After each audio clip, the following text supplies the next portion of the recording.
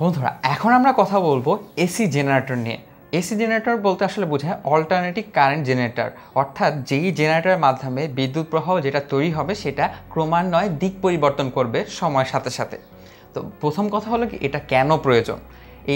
এই ধরনের জেনারেটর আসলে কি করে? এই জেনারেটরটা হলো গিয়ে আমাদের যান্ত্রিক শক্তিকে, আমাদের যান্ত্রিক শক্তি এই জেনারেটরে প্রয়োগ করা হবে, সেই শক্তিটাকে বিদ্যুতে রূপান্তরিত করতে পারে, অর্থাৎ বিদ্যুৎ শক্তিতে রূপান্তরিত হবে এই জেনারেটরের মাধ্যমে। কথা হলে গিয়ে তাহলে আমরা কেন এই জেনারেটর প্রয়োজন? আমরা তো ব্যাটারি থেকে বিদ্যুৎ শক্তি পাচ্ছি, রাসায়নিক শক্তি থেকে, কিন্তু এটার কেন প্রয়োজন চলো এখান থেকে একটু দেখে নিই। এখানে দেখতে পাচ্ছি আমরা একটি মুখ্য কুণ্ডলী রয়েছে, এখানে একটি গৌণ কুণ্ডলী রয়েছে, এখানে একটি ব্যাটারি রয়েছে বিদ্যুৎ উৎস হিসাবে। তাহলে দেখো যদি সুইচটা অন করি, এখান থেকে বিদ্যুৎ প্রবাহ শুরু হলো, এর ফলে এখানে একটি ফ্লাক্স তৈরি হবে, একটি আবিষ্ট পরিচালক বিদ্যুৎ প্রবাহও হবে। কিন্তু সমস্যাটা হলো গিয়ে দেখো কিছুক্ষণ পরে তো এখান থেকে যে পরিমাণ বিদ্যুৎ প্রবাহিত হবে সেটার মান স্থির হয়ে যাবে। আর বিদ্যুৎ প্রবাহের মান স্থির হয়ে গেলে কি ফ্লাক্সের কোনো পরিবর্তন হবে না? ফ্লাক্সের তখন পরিবর্তনটা হবে শূন্য। আর যদি ফ্লাক্সের কোনো পরিবর্তন না হয় তাহলে তো এই কুণ্ডলীতে কোনো আমি বিদ্যুৎ প্রবাহ পাবো না। তাহলে আমাদের ম্যাগনেটিক ইন্ডাকশন অর্থাৎ তাড়িৎচুম্বকীয় আবেশ ব্যাপারটাই আর থাকছে না। অর্থাৎ এই প্রক্রিয়াটা চালু রাখার জন্য আমাদের এমন প্রকার কারেন্ট দরকার যা কিনা দিক পরিবর্তন করবে। আর দিক পরিবর্তন করার অর্থই হলে এই ফ্লাক্সের মানটা পরিবর্তন হতে থাকবে এবং বিদ্যুৎ প্রবাহ ক্রমান্বয়ে চলতে থাকবে। ঠিক এই কারণে আমাদের একটি এসি জেনারেটর প্রয়োজন।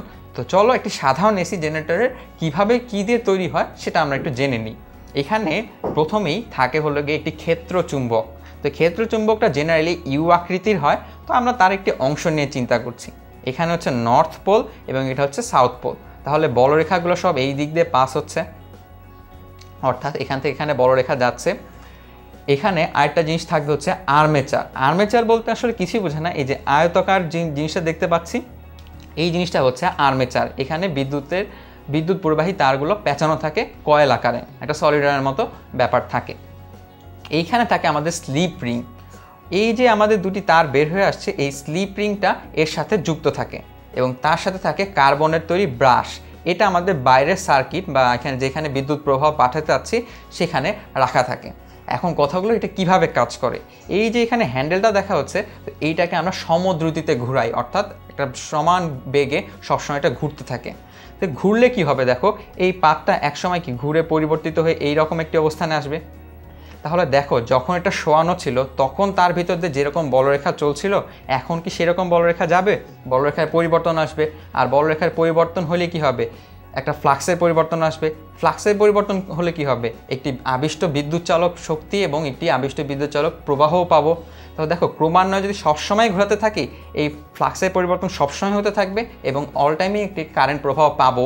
সেই কারেন্টটা একবার এইভাবে যাবে, একবার নিচে চলে আসবে, অর্থাৎ এক সময় অনেক বেড়ে যাবে, এক সময় শূন্য হবে, আবার আরেক সময় তার বিপরীত দিকে চলে যাবে, অর্থাৎ সবসময় কারেন্টের প্রবাহর দিক পরিবর্তন হতে থাকবে। এই ঘটনার কারণে আমাদের ফ্লাক্সের পরিবর্তন হতে থাকবে। সুতরাং এই প্রক্রিয়ার মাধ্যমে অল টাইম আমরা একটি তাড়িৎচুম্বকীয় আবেশ পেতে পারি। এই কারণেই আমাদের এসি জেনারেটর প্রয়োজন। এইভাবে আমরা একটি সাধারণ এসি জেনারেটর তৈরি করে থাকি। যান্ত্রিক শক্তিকে বিদ্যুৎ শক্তি এবং সেই বিদ্যুৎ শক্তি যেন দিক পরিবর্তন করে এটা নিশ্চিত করাই হচ্ছে জেনারেটরের কাজ।